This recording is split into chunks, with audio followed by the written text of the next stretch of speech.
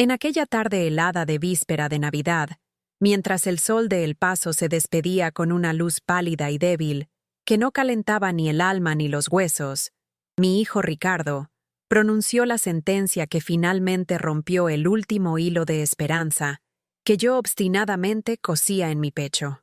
Él estaba de pie, impaciente, cerca de la puerta de mi pequeña sala de costura, su abrigo caro contrastando brutalmente con las paredes desconchadas y los montones de retazos que representaban mi vida entera. Su esposa, Mónica, observaba la escena desde el pasillo, con el rostro transformado en una máscara de desprecio mal disimulado. Yo, con mis manos temblorosas y deformadas por la artritis, todavía sostenía el vestido de diseñador que ella había arrojado sobre mi mesa, una cremallera atascada siendo el pretexto para aquella visita cruel. Mi tardanza en arreglar el pequeño defecto, una consecuencia del dolor que irradiaba por mis dedos, fue el detonante de su furia contenida. ¿Sabes qué? Olvida la cena de Navidad de mañana, dijo, su voz baja y cortante como el viento frío que se infiltraba por las rendijas de la ventana. Solo nos avergonzarías. La frase no fue gritada, fue peor. Fue dicha con una calma calculada, un descarte final, como si yo fuera un objeto viejo e inútil que ya no combinaba con la decoración de su vida nueva y reluciente. Él no vio a la madre que pasó noches en vela cosiendo para pagar sus estudios, ni a la abuela que remendó sus rodillas raspadas. En aquel instante, yo era apenas un estorbo, un olor a moho en su existencia perfumada. El silencio que siguió a sus palabras fue más ensordecedor que cualquier insulto.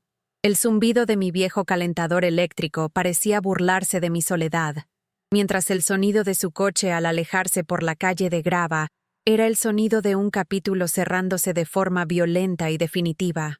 Vi, por el rabillo del ojo, el rostro pálido de mi nieta Sofía, paralizada en el umbral de la puerta, con las lágrimas corriendo en silencio.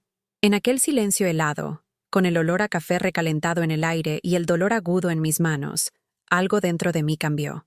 La tristeza dio paso a una claridad fría y afilada como la aguja de mi Singer. No iba a llorar, no iba a suplicar, iba a coser. Pero, esta vez, no sería para arreglar lo que ellos rompieron. Sería para construir algo que ellos nunca podrían rasgar. Si amas a Jesús y crees que esta historia nos enseñará algo, suscríbete para no perderte los próximos episodios de Historias de Sanación y Sabiduría. Tu suscripción es un acto de fe en tu propia transformación. Te pido que te unas a nuestra comunidad de almas que ya han pasado por algo parecido. El sonido del motor del coche de Ricardo desapareció, engullido por la normalidad ruidosa del barrio, donde los vecinos ya comenzaban a encender las luces de Navidad, y el olor a tamales y ponche de frutas empezaba a flotar en el aire. Me quedé paralizada por un tiempo que no sé medir, sentada en mi taburete de madera, el vestido de seda de Mónica todavía sobre mi regazo, una mancha fría y resbaladiza contra la franela gastada de mi propia ropa. La tela cara parecía burlarse de todo a mi alrededor, de mi máquina de coser Singer, una herencia de hierro negro y detalles dorados descoloridos, que fue testigo de cómo 3 generaciones de mujeres de mi familia cosían sueños y remendaban realidades. De las pilas de retazos que se desbordaban de cestas y cajas, cada pedazo, un fantasma de una vida que ayudé a vestir. El terciopelo de un vestido de quinceañera, la sarga de un uniforme escolar, el algodón suave de un ajuar de bebé. Mis manos, hinchadas y doloridas, reposaban sobre el vestido, inertes. Eran las manos de una trabajadora, un mapa de venas protuberantes, nudos de artritis, y la piel gruesa marcada por incontables pinchazos de aguja. Manos que acunaron a mi hijo, que aplaudieron sus pequeñas victorias, y que, ahora, eran consideradas indignas de participar en su celebración. Miré alrededor, de mi taller improvisado, esta pequeña habitación al fondo de la casa que era mi santuario. El olor a café recalentado y aceite de máquina era mi perfume. El zumbido del calentador, mi música. Era un mundo pobre, sí, pero era un mundo de dignidad. Un lugar donde el trabajo honesto transformaba lo desechado en algo bello y útil. Las palabras de Ricardo, «Solo nos avergonzarías», resonaban en el espacio, intentando contaminar mi refugio con su vergüenza. Pero la vergüenza no era mía. Lentamente, con la precisión de quien conoce cada centímetro del dolor, doblé el vestido de Mónica y lo puse a un lado, sobre una pila de paños de cocina que necesitaba remendar. No lo arreglaría. Aquella era una reparación que no debía ni quería hacer más. La ofensa no estaba en la cremallera rota, sino en el abismo que representaba entre su mundo y el mío. Me levanté con dificultad, mi cuerpo encorvado protestando a cada movimiento, y caminé hacia la cocina, buscando el consuelo de un vaso de agua. Fue entonces cuando la vi. Mi nieta, Sofía, estaba acurrucada en el oscuro hueco de la puerta, un espectro silencioso en medio de la penumbra. Ya no lloraba de forma audible, pero los surcos húmedos en su rostro brillaban bajo la débil luz de la bombilla de la cocina. Sus ojos, grandes y tristes, espejos del alma de una niña forzada a madurar demasiado rápido, estaban fijos en mí. Llevaba una sudadera de una marca que yo sabía que era carísima, pero que le quedaba ancha en sus hombros delgados. Las mangas largas escondiendo sus manos. Era la imagen de la negligencia disfrazada de abundancia, una paradoja que sus padres cultivaban con esmero. Se preocupaban por vestirla con etiquetas, pero no con el calor de un abrazo o con la medida correcta de un abrigo que realmente la protegiera del frío. En sus brazos apretaba con fuerza un viejo oso de peluche, un veterano de muchas batallas infantiles, con el pelaje gastado y le faltaba uno de los ojos de botón. Lo reconocí de inmediato. Fui yo quien lo hizo, con sobras de una manta marrón, para el primer cumpleaños de Ricardo. Aquel oso sobrevivió a caídas, a fiebres, a noches de miedo y a abrazos desesperados de un niño que un día me amó incondicionalmente. Ver aquel juguete, un relicario del amor que un día recibí, en los brazos de mi nieta, que ahora era testigo de la total ausencia de ese mismo sentimiento, fue como recibir un puñetazo en el estómago. Sofía no dijo nada, solo me miró, y en su mirada había una disculpa por su padre, una complicidad de dolor, una pregunta silenciosa. ¿Cómo pueden hacerte esto? Ella era la única testigo de mi humillación, y su presencia no la hacía más grande, sino más real, más palpable. El dolor, cuando es presenciado por un inocente, adquiere un peso diferente, una gravedad que nos obliga a actuar. Con la voz entrecortada, tan baja que casi fue un susurro, Sofía finalmente rompió el silencio que pesaba entre nosotras. Dio un paso hacia la cocina, extendiendo el juguete gastado en mi dirección. La luz amarillenta reveló el desgarro en la costura de la barriga del oso, de donde un poco del relleno antiguo se escapaba como una herida abierta. «Abuela», dijo, y la palabra sonó como una oración. «¿Puedes arreglarlo?» En aquella simple petición, en aquella pregunta cargada de una esperanza infantil, no vi solo un juguete roto. Vi el corazón herido de mi nieta, buscando reparación en el único lugar donde sabía que encontraría amor incondicional. Vi el reflejo de mi hijo, perdido. El niño que un día abrazó a ese mismo oso y que ahora se había convertido en un hombre capaz de desechar a su propia madre como si se desechara un objeto roto. El dolor de ser desechada, de ser considerada inútil, era el mismo que el oso y yo compartíamos.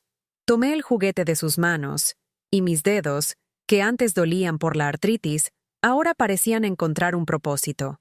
La tela gastada era familiar. La textura traía de vuelta el olor de mi hijo cuando era bebé, el recuerdo de sus risas. En ese momento, la decisión que se había formado en mi mente como una niebla fría se solidificó, volviéndose tan real y tangible como el oso en mis manos. Sofía no solo me estaba pidiendo que cosiera un juguete, me estaba entregando la llave, la herramienta para mi respuesta silenciosa. Arreglaría ese oso, sí, pero haría mucho más. Usaría mi aguja y mi hilo no para atacar, sino para revelar, para construir un espejo hecho de tela y memoria. Un regalo que mi hijo jamás podría olvidar. Aquella noche, en mi pequeña casa en la víspera de Navidad, mientras la ciudad celebraba, yo comenzaría a hilar mi justicia, pues algo más grande estaba a punto de ser cocido. Mi hijo no siempre tuvo el corazón frío. Lo crié sola bajo la luz de mi máquina de coser, transformando retazos en su futuro, puntada a puntada. Cada prenda que cosía para otros era una hora más de estudio para él. Cada noche en vela era un paso lejos de la pobreza que nos rodeaba. Él era mi mundo. Pero entonces conoció a Mónica, y el mundo de ella, hecho de apariencias y lujo, comenzó a engullir el nuestro.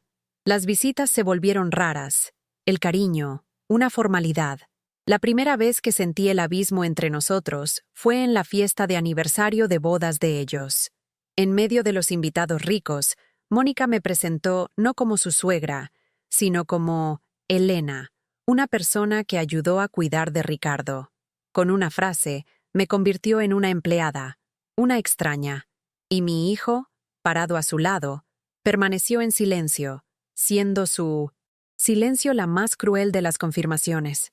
En aquel lujoso jardín, bajo luces que no me calentaban, entendí que había sido borrada de la vida que yo misma construí para él.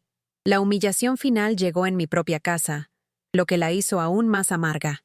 Delante de mi vecina, la señora Rodríguez, que había venido a visitarme, Mónica comenzó a discutir en voz alta sobre cómo mis gastos médicos eran un peso para su presupuesto. Ricardo, en lugar de defenderme, suspiró y dijo la frase que se convirtió en mi sentencia. Es una preocupación más, una boca más que alimentar. Fui reducida a una carga, a una contabilidad, en la seguridad de mi propio hogar. La señora Rodríguez se fue avergonzada, dejando atrás un silencio pesado y mi orgullo hecho trizas. Me habían despojado de mi dignidad frente a la única comunidad que tenía. Miraba mis manos, las mismas que lo alimentaron y lo vistieron, y las veía como inútiles. Pero en aquel sobre de desesperación, había una verdad que lo cambiaría. Todo. La respuesta a mi dolor estaba en camino, y llegaría en los brazos de una niña triste, sosteniendo un viejo oso de peluche que necesitaba ser reparado. Ok. Acto 4. Clímax emocional. Sofía me entregó el viejo oso, y al sentir la tela gastada en mis manos, una claridad cortante atravesó mi dolor. Aquel juguete no era solo un objeto roto, era un mensajero del pasado, un fantasma del amor que un día existió. El desgarro en su costura era el desgarro en nuestra familia, y la petición de mi nieta para arreglarlo era una petición para arreglar nuestra historia. En ese momento, la tristeza que me paralizaba se transformó en un propósito inquebrantable. No pasaría la Nochebuena llorando por la familia que perdí, sino honrando a la familia que yo construí. En silencio, guié a Sofía hasta su pequeña habitación. La acosté y, después de que se durmiera, volví a mi taller. La noche sería larga, pero por primera vez en años, mis manos, a pesar del dolor de la artritis, no temblaban de debilidad, sino de una determinación feroz y silenciosa. Usaría la única arma que siempre tuve, mi aguja, mi hilo y los recuerdos que solo una madre puede guardar. Pasé la noche entera despierta, bajo la luz solitaria de mi lámpara de costura. El mundo exterior estaba en silencio, un silencio de noche santa que contrastaba con la revolución que ocurría dentro de mí. Abrí mi viejo baúl de madera, el guardián de mis tesoros más preciados, los retazos que había guardado durante casi 50 años. Cada trozo de tela era un capítulo de la vida de Ricardo. Con manos firmes, corté un cuadrado de su manta de bebé, fina y suave por el tiempo. Luego, un trozo de la franela de su primera camisa de pijama, con pequeños cohetes estampados. Encontré el retazo de mezclilla de la rodilla del pantalón que rompió al aprender a andar en bicicleta. Un parche que yo misma cosí con hilo rojo. Había un trozo de la camiseta de su equipo de fútbol, la tela del traje de su padre que usó en la graduación y último, el bolsillo de la primera camisa que compró con su propio dinero. Cada retazo era un recuerdo, un sacrificio, un acto de amor, y los uní, uno a uno, cosiendo no con rabia, sino con una precisión quirúrgica, como si estuviera suturando una herida profunda. En el centro, apliqué el pequeño oso, ahora con ambos ojos y el cuerpo perfectamente remendado.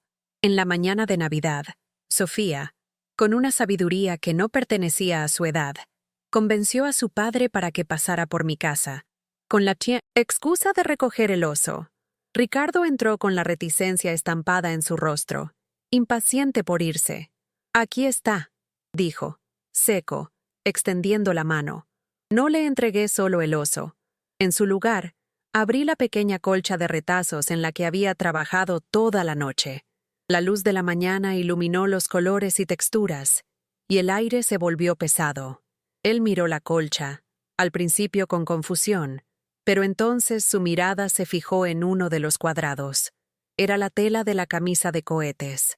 Sus dedos tocaron el retazo, y vi un temblor recorrer su cuerpo. Sus ojos pasaron a la mezclilla remendada, a la tela del traje de su abuelo. La arrogancia en su rostro comenzó a deshacerse, capa por capa, como una pintura vieja resquebrajándose. Con la voz firme, sin una pizca de acusación, dije: «Me expulsaste de tu Navidad, Ricardo, pero no puedes expulsarme de tu vida, porque yo la cosí, pedazo a pedazo».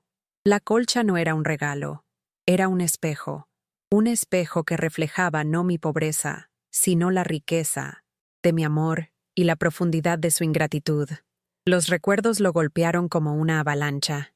No veía trapos viejos, sino los sacrificios, las noches en vela, el amor incondicional que había tratado como basura. Sus rodillas cedieron y cayó al suelo de madera, agarrando la colcha como un náufrago se aferra a una tabla de salvación. Por primera vez desde que era un niño, mi hijo se derrumbó y lloró.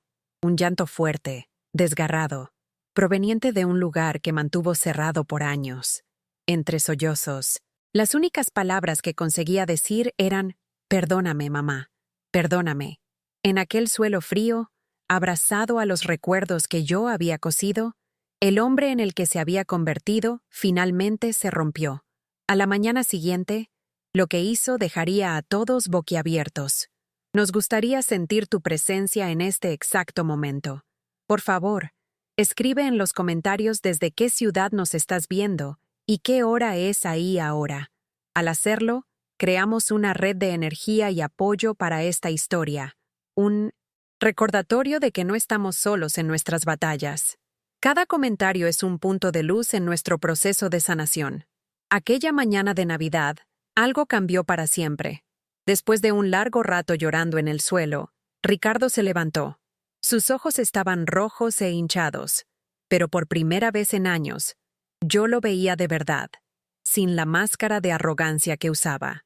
Cogió el teléfono y con la voz aún temblorosa, llamó a Mónica.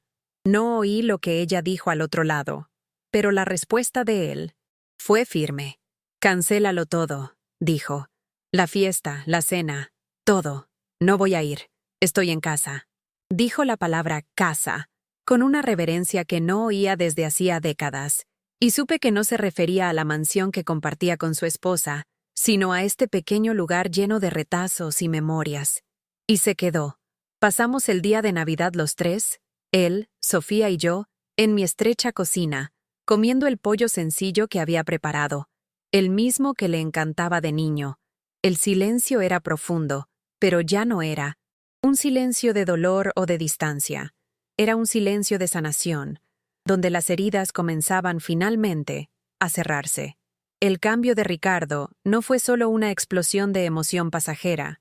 La colcha de retazos se convirtió en un mapa para su camino de regreso. Las visitas del domingo se volvieron sagradas.